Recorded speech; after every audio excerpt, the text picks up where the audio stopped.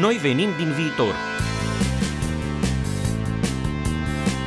Inteligență artificială, revoluție tehnologică, blockchain, realitate virtuală, bani digitali, Internet of Things.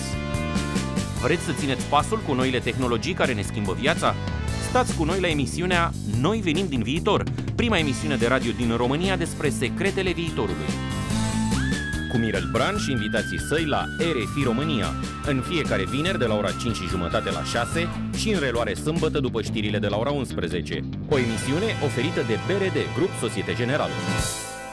Bine vă regăsim la o nouă ediție a emisiunii Noi venim din viitor, prima emisiune din România în care vorbim nu despre ce a fost, ci despre ce va fi. Sunt Mirel Bran și timp de o jumătate de oră vă propun să ne uităm la noi puțin pe dos, nu dinspre trecutul nostru, ci din viitorul nostru.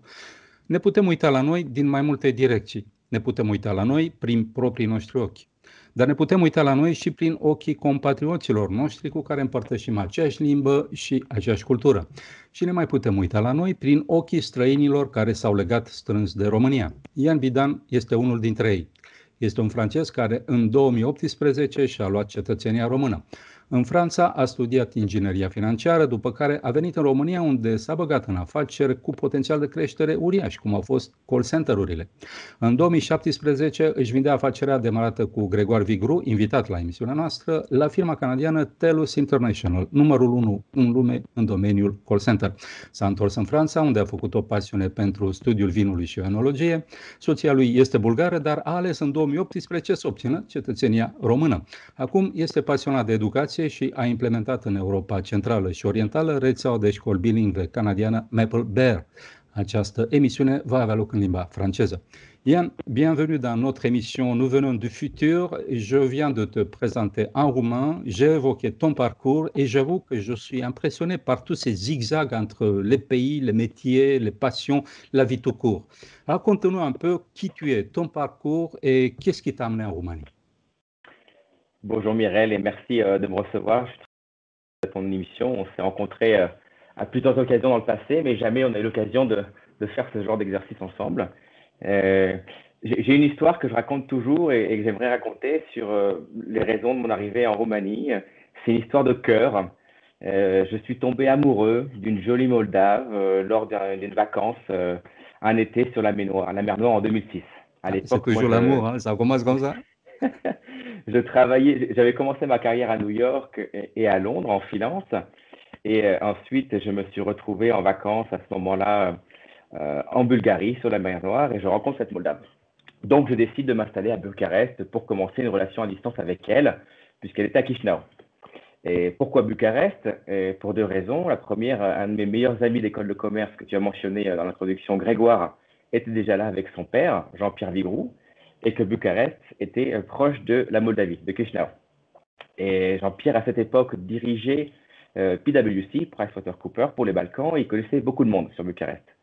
Donc, je me souviens bien, c'était un dîner, on était à la belle époque à Dorobans, il y avait Grégoire et Jean-Pierre, et je demande à Jean-Pierre s'il connaît des personnes qui recherchent mon profil en finance pour un travail sur Bucarest.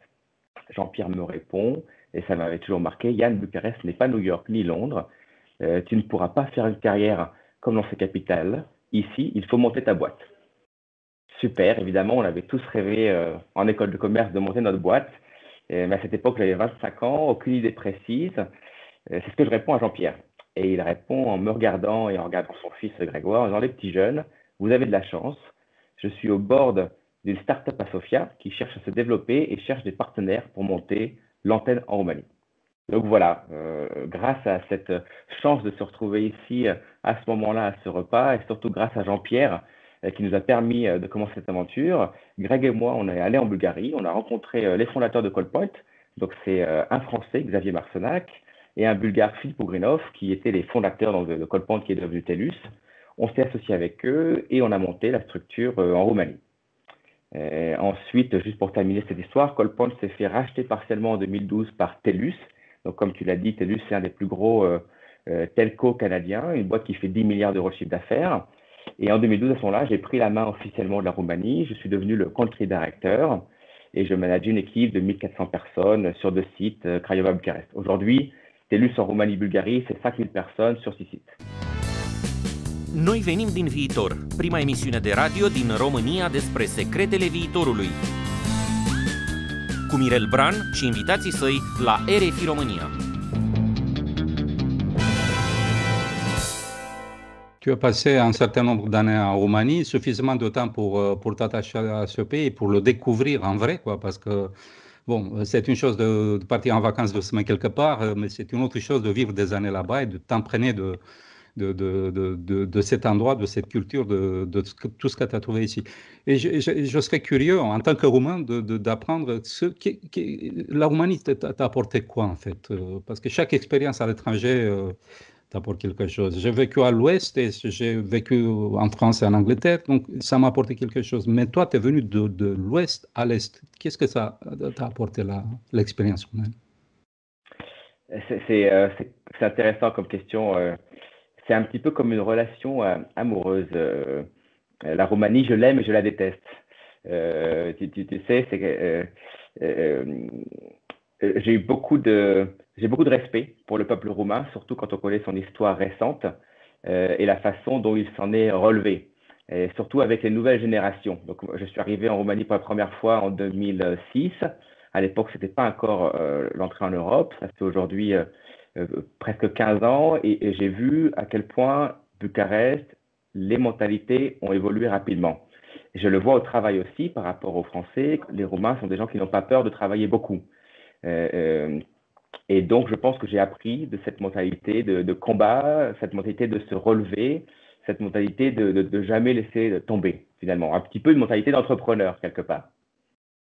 Oui, en quelque sorte, ici, on est condamné à se débrouiller parce qu'on a l'expérience communiste derrière, la dictature, tout ça, et le système D, la débrouillardise en Roumanie, on est expert, quoi.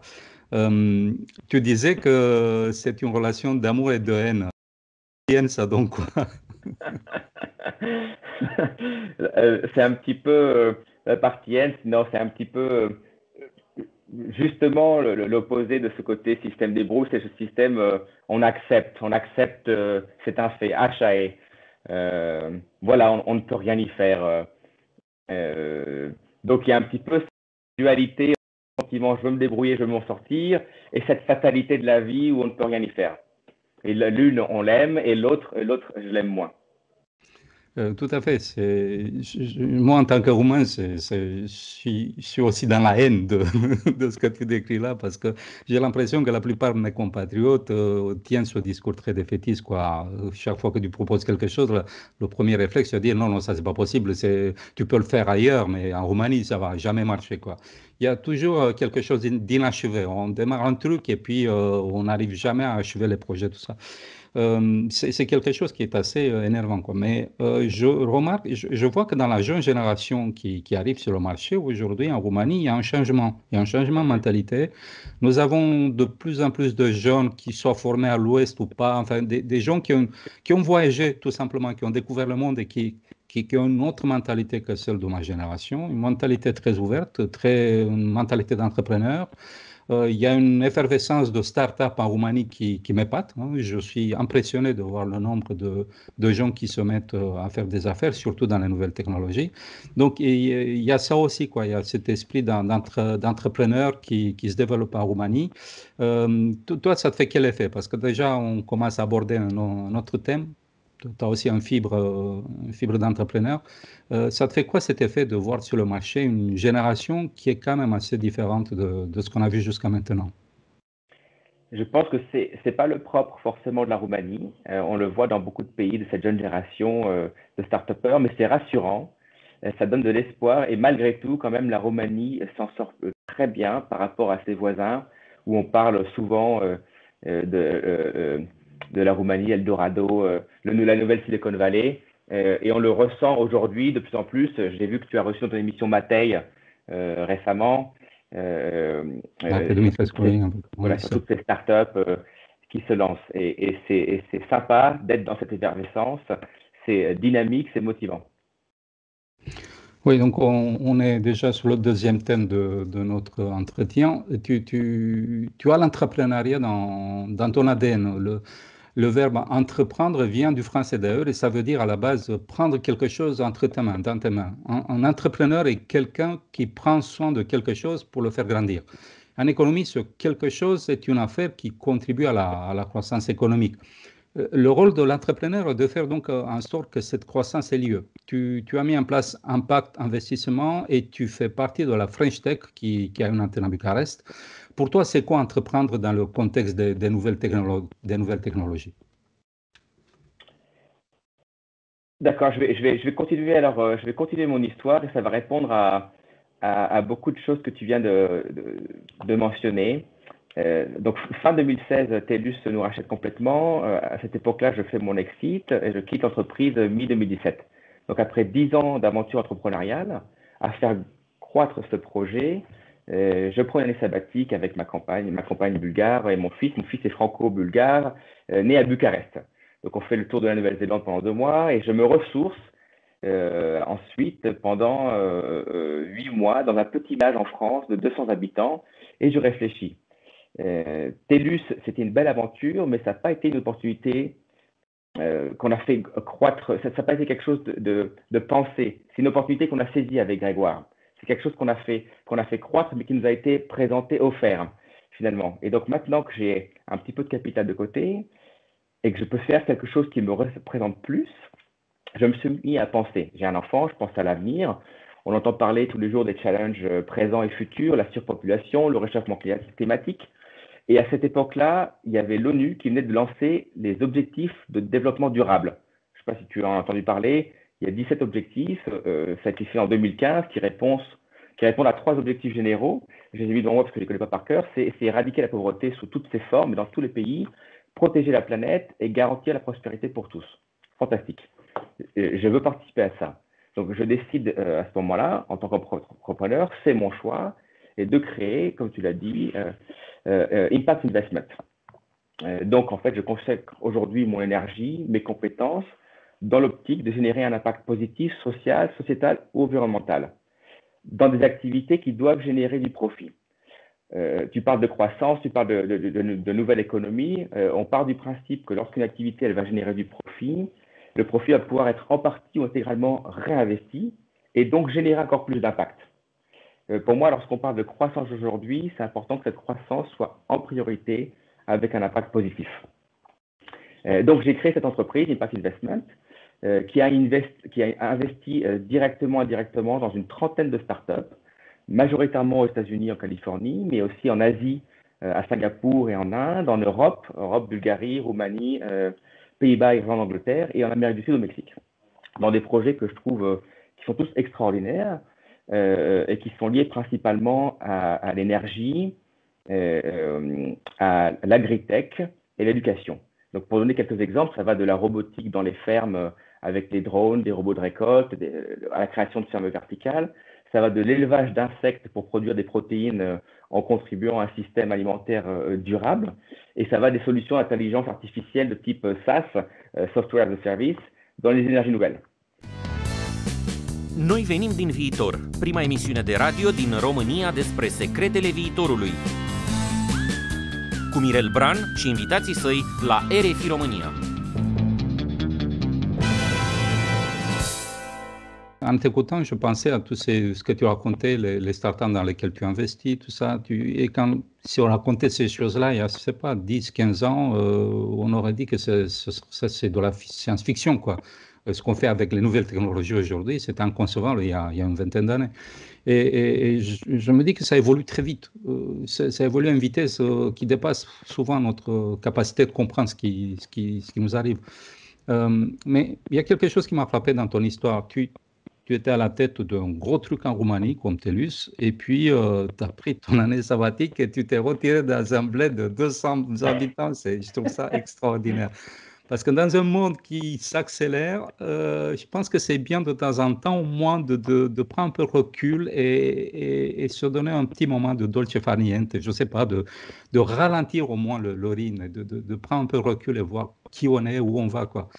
Ça a fait quoi cette petite pause? Je ne sais pas si c'était vraiment une pause, mais en tout cas, tu as ralenti ton rythme.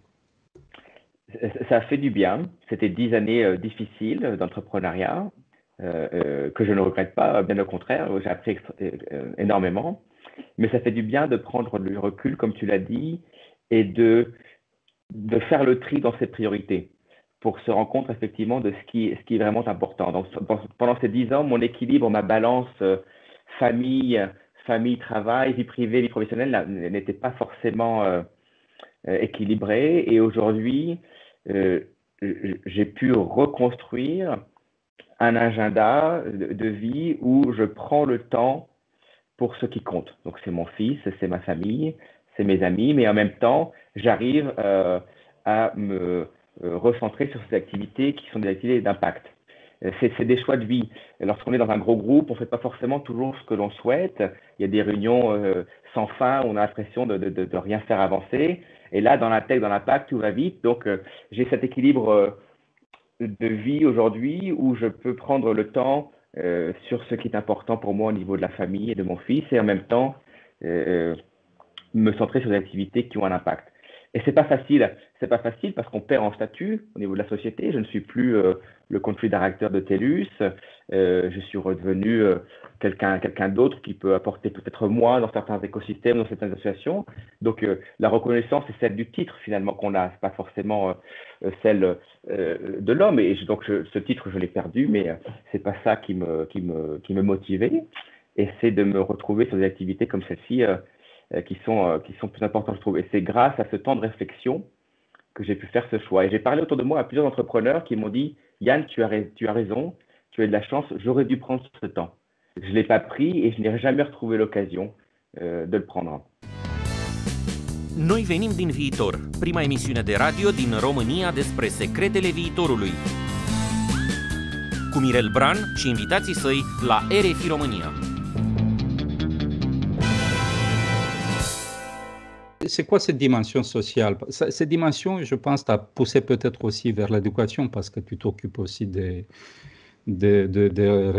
réseau canadien Marble Bear pour l'implanter en Europe centrale et orientale. Raconte-nous un peu qu'est-ce que c'est que ce projet, cette dimension sociale, éducation qui anime un peu ta façon de faire les choses. D'accord. Tu parlais de changer le monde et maintenant tu parles d'éducation. Je vais juste faire une citation de Nelson Mandela qui disait « L'éducation est l'arme la plus puissante pour changer le monde ». Donc, c'est par hasard, encore une fois, c'est de la chance. Lorsque je réfléchissais en France, dans ce petit village, à divers projets, que j'ai rencontré, grâce au cofondateur de TELUS, d'ailleurs, Xavier Marcenac, que j'ai rencontré le président de Maple Bear, un Canadien. Maple Bear, qu'est-ce que c'est? C'est le plus gros network d'écoles canadiennes au monde. Ils ont aujourd'hui 450 écoles pour environ 50 000 étudiants dans le monde. Ils étaient présents dans tous les continents sauf l'Europe. Et donc, en rencontrant ce président, on a trouvé qu'effectivement, il y avait une opportunité pour Maple Bear en Europe de l'Est. Et je me suis associé avec Maple Bear Global pour créer Maple Bear Central Eastern Europe, donc Europe centrale et Est, qui a pour mission d'implémenter les écoles Maple Bear dans 22 pays de la zone. Ça va de l'Autriche à l'Ukraine et de l'Estonie à la Grèce, grosso modo. Et ces écoles, ça va de des écoles maternelles au lycée. Il y en a en Roumanie aussi, je suppose. Donc, on a juste commencé. L'ambition de Maple Bear en Europe centrale et de l'Est, c'est de créer un réseau de 50 écoles pour un total de 15 000 étudiants. En Roumanie, on souhaiterait avoir entre 10 et 15 écoles. On a commencé l'année dernière avec une petite maternelle à Sibiu. On devait maternelle, donc 2 km pour des ouvertures sur Timișoara, Bucarest, Constanța, Craiova et Brașov. Donc le projet commence bien, même si aujourd'hui la crise autour du Covid ne nous aide pas effectivement avec des écoles qui ferment, avec l'éducation online. Ça freine un petit peu l'installation de nos écoles en Europe de l'Est. Justement, puisque tu as parlé de Covid, on ne va pas s'éterniser sur ce sujet parce que tout le monde en parle et parfois il y en a trop, quoi. Mais c'est quelque chose qui est en train de changer un peu notre style de vie, quoi. Disons que on, on avait déjà prévu de digitaliser de plus en plus de nos activités, de déménager dans le virtuel, dans le monde virtuel, une bonne partie de notre vie. Mais l'arrivée de ce virus, en fait, accélère pas mal cette mutation-là dans le digital. Toi, tu es le fruit de cette Europe qui a bougé, de cette Europe qui s'est réunifiée, tu es le fruit de ces voyages, de ces découvertes d'autres pays, tout ça. Aujourd'hui, c'est de plus en plus compliqué quand même de voyager, de bouger. Comment tu te positionnes dans le monde de demain? Est-ce que tu peux préciser ta question? C'est-à-dire Comment je me positionne à quel qu'avant, sujet? c'était simple de bouger, d'aller d'un endroit à l'autre. Aujourd'hui, par exemple, si je veux aller à Paris, je dois déjà vérifier est-ce que je vais être mis en quarantaine, tout ça. Ou si je pars de Paris à Bucarest, pareil. Donc, c'est pas, on va pas mourir à cause d'une quarantaine, mais en même temps, ça ralentit pas mal de choses, ça complique les choses et on constate qu'on met de plus en plus de choses dans le digital, y compris des écoles. Les écoles commencent déjà à digitaliser le processus d'enseignement parce qu'on est confronté à ce problème. Mais au-delà du problème, il y a peut-être aussi des opportunités dans cette histoire parce qu'on est obligé de trouver des solutions. Et en trouvant des solutions, on va peut-être être très créatif et découvrir quelque chose qu'on n'imagine même pas. Donc, pour répondre à la question, moi, je me considérais souvent comme citoyen du monde. Et effectivement, le fait d'aujourd'hui de ne plus pouvoir voyager, c'est assez frustrant. Je pense que euh, l'éducation online a montré ses limites aujourd'hui avec le Covid et qu'il est important pour les enfants de se retrouver avec d'autres enfants dans une classe. Premièrement, parce que ce n'est pas tout le monde qui a accès aux nouvelles technologies, donc ça crée encore plus d'inégalités. Deuxièmement, parce que l'enfant a besoin de cette socialisation. Euh, euh, et troisièmement, parce qu'on ne peut pas apprendre aux très jeunes enfants, au niveau maternel, les compétences qui sont clés pour la réussite de demain. Pourquoi d'ailleurs? Je vais répondre à la question en parlant d'autre chose. Pourquoi je me suis lancé sur ce projet avec les écoles canadiennes? L'éducation canadienne aujourd'hui fait partie d'une des meilleurs systèmes d'éducation au monde, parmi les top 5. Bien devant, d'ailleurs, c'est le premier système éducatif, selon l'OCDE, devant tous les pays anglophones. C'est le premier pays anglophone. Quelle est la majeure différence par rapport à des systèmes plus traditionnels comme la Roumanie, peut-être, où la Roumanie, ce que l'on voit, c'est que traditionnellement, c'était un transfert de knowledge, un transfert de connaissances entre le professeur et l'enfant. L'enfant devait apprendre par cœur et doit apprendre par cœur beaucoup de choses. Ce qu'a fait le Canada, en tant que pionnier, depuis les années fin des années 90, ils ont commencé à travailler sur ce qu'on appelle aujourd'hui les compétences du 21e siècle. En fait, qu'est-ce que ça veut dire, ces compétences? Je vais te citer les statistiques. Selon l'Institut du futur, en 2030, 85% des métiers de demain n'ont pas encore été inventés. C'est dans 10 ans. Donc la question qui se pose aujourd'hui, c'est comment les écoles peuvent-elles permettre à nos enfants de faire face et de réussir dans la vie de tous les jours avec les métiers de demain qui n'existent pas aujourd'hui? C'est certainement pas avec un transfert de connaissances, puisqu'on ne connaît pas les connaissances dont les enfants auront besoin pour réussir. D'autant plus qu'aujourd'hui, avec les nouvelles technologies, les connaissances sont accessibles sur Internet.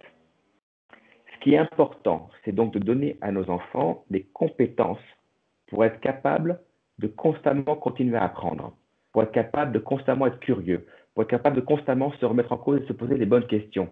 Et justement, on le voit avec le Covid, notre société qui bouge à 100 à l'heure, qui se modifie d'un jour à l'autre, si nos enfants n'ont pas la capacité de s'adapter à cet environnement qui est en constante mouvance, ils ne réussiront pas. Et les Canadiens ont commencé très tôt à travailler sur ce système de compétences qui passe par plein de techniques d'apprentissage lors de leur présence en classe. Et c'est pour ça que je te dis, l'éducation en ligne a des limites, et c'est pour ça que je suis fier d'apporter ce système Maple Bear en Europe centrale et en Europe de l'Est, pour que justement les futurs leaders de demain puissent avoir les bons outils pour réussir et pour continuer à changer la société. Noi venim din viitor, prima emisiune de radio din România despre secretele viitorului. Cu Mirel Bran și invitații săi la RFI România. Pour toi, ça représente quoi le simple fait d'être, en plus de citoyen français, un citoyen roumain? C'était une démarche très personnelle. Je réfléchissais, TELUS a été une réussite, et en Roumanie, ça n'a pas été une réussite seulement parce que les Canadiens nous ont appris, nous ont donné le bon savoir-faire. Ça n'a pas été une réussite seulement grâce à mon leadership lorsque j'étais country director de TELUS en Roumanie, mais bien évidemment, ça a été une réussite grâce à nos équipes, grâce aux Roumains qui travaillaient tous les jours chez TELUS. Ça a été aussi une réussite grâce à l'économie roumaine qui nous a permis d'offrir des prix compétitifs pour un travail de qualité.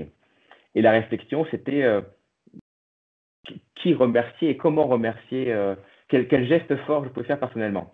Alors avec TELUS, c'est une société qui aime beaucoup redonner, donc on avait fait beaucoup d'opérations de RSE, responsabilité sociale d'entreprise, on a aidé des orphelinats, on a aidé des écoles, on a créé un community fund où on donnait 100 000 € par an à des associations, mais quelque part, ça restait